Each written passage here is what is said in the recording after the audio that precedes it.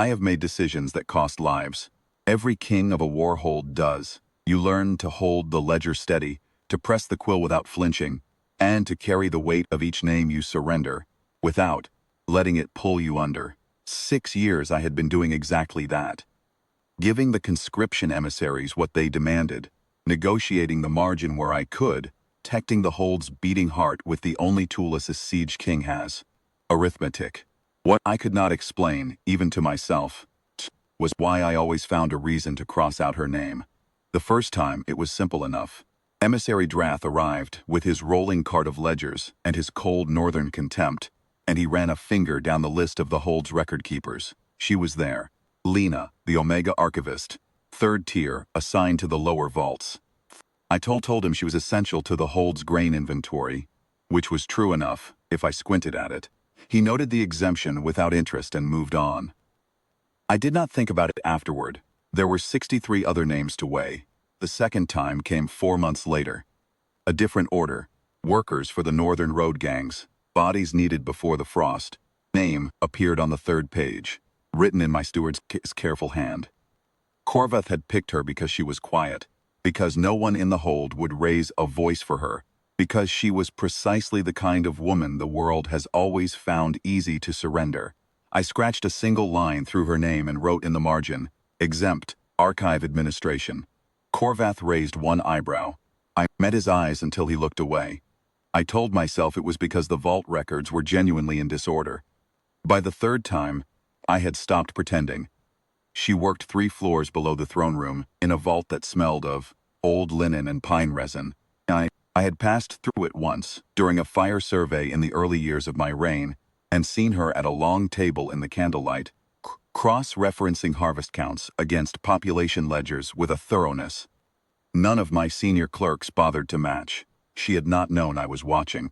She had simply worked, her hand moving across the page in steady arcs, her face entirely concentrated. I remembered it. That was the part I could not account for. When the 4th order came, 20 Omega workers to be assessed for the Eastern Mill, I went to the vault myself after dark and reviewed her contribution to the archive. I came away with 11 pages of notes I did not need and a crossed-out name I absolutely did not regret. My wolf, which had been restless for years, in the manner of an untethered thing that cannot name what it is waiting for, briefly and inexplicably quiet when I passed her door. I did not let myself consider what that meant. Crossed her name from 14 lists in 6 years. I found 14 reasons. I kept a separate record, a small gray ledger, locked in my desk, of every exemption and margin note. Because I am a king and I account for every decision, even the ones I cannot fully explain. Names sat at the top of each page, always absent from the list below it, preserved by nothing more visible than a line of ink. She never knew. I was certain she never knew. Until the morning she walked into my throne room carrying the gray ledger under her arm. I had left it in the vault the previous week during a midnight review of the war correspondence. I realized it was missing the next morning and told myself it had simply been misfiled. I was still telling myself that when the doors opened and she came in, she was not small, exactly. She seemed so in the breadth of the throne room, with its high stone arches, and the gray winter light falling through the upper windows. She wore her work dress, the dark blue one she wore every day, ink-stained at the cuffs. She held the ledger open to a page in the middle. Chin was up. Her face was composed in the way of a person who has decided something and will not be talked back from it.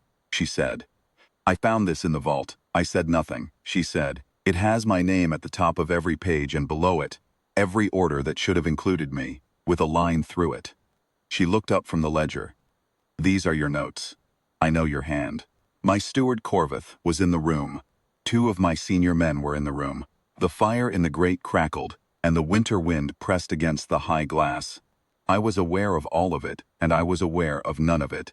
I was aware only of her steady gaze and the way the recognition behind my ribs moved. Not like a fire igniting, not like a door kicked open, like a key turning in a lock that had always been there. And the chamber it opened had always been mine, and she had always been the only one who held the key. I stood up. She did not step back. That was the thing. Every other person in that room pulled in a breath and held it, and she looked at me with those steady, serious eyes and waited. I said. Yes. They are my notes. Why, she said. Just that. Not afraid, genuinely asking. I had 14 reasons, all of them recorded in careful ink. I looked at her standing there with the open ledger, and every one of them dissolved. What remained was the truth, which was that from the moment I had seen her working alone in the candlelit vault, her hand moving across the page with that unhurried thoroughness, something in me had already known. Not the political calculus, not the archive necessity. Her, I said, because you belong here. She looked at me for a long moment. Then she looked down at the ledger, and something in her face softened, just slightly. A person looks when a thing they have been carrying alone for years is finally acknowledged. The doors opened again before she could speak. Emissary Drath's second, a sharp-faced man named Voran, stepped in with a new set of orders from the Northern Command. He saw her and his lip curved. He had tried twice in the past year to have her included in requisition parties. He had called her. I had been told afterward, a nobody with an ink-stained dress and no one to speak for her. He placed the orders on the table and looked at her with the flat satisfaction of a man who expects that this time, at last, she will be on the list. I walked to her. She was still holding the ledger. I took it from her gently. She let me, and I set it on the table beside the emissary's orders. Then I removed my cloak. It was the gray one I had worn that morning through the cold courtyard, heavy wool lined with dark fur, still carrying the cold of the morning air. I placed it across her shoulders. She went entirely still. I turned to face Voran. I said, "She is under my direct protection. Her name will not appear on any order, any list, or any requisition, from any command, for any reason, as long as I am king. If it does, the order returns unsigned. I let that settle. You may tell the Northern Command so." Voran's mouth opened. He looked at her. He looked at me. He picked up his orders, turned and left. Korvath behind me had gone very quiet. She had not moved. The cloak sat heavy on her shoulders, and she was looking up at me with those same serious eyes. And the key that had turned in the lock was still turning, and the chamber it opened was full of warmth. I had been standing outside for 6 years. She said quietly, "You crossed my name 14 times. "Yes," I said. "You kept the record." "Yes." She was quiet for a moment then. "That is not the kind of thing a king does for a nobody." "No," I said, "it is not." She looked at me for a long time. Then she reached out and laid her hand on the open ledger, on the page where her name sat at the top, still absent from every list below it, still protected by nothing more than a line of ink and the word of a king. "Show me the rest," she said, and so I did. Page by page, in the cat vault where I had first watched her work, I turned each one. She read every margin note, every scratched-out reason, every small record of a decision that had cost me nothing except the pretense that I did not know exactly what I was doing. By the time we reached the last page, the candles had burned low, and the vault was warm and still. She closed the ledger. She said, "Then I suppose I have been yours for 6 years without knowing it." I said yes. She looked at me a moment longer, and then very quietly, she smiled. That was all, no ceremony, no bowed hall. Just the archive, the guttering candles, and the truth I had written in ink and crossed out names across 6 years of war, handed back to me at last, in the steadiest hands I had ever seen. I kept every ledger afterward. She laughed at me for it gently, once when she found them in a stack beside my desk.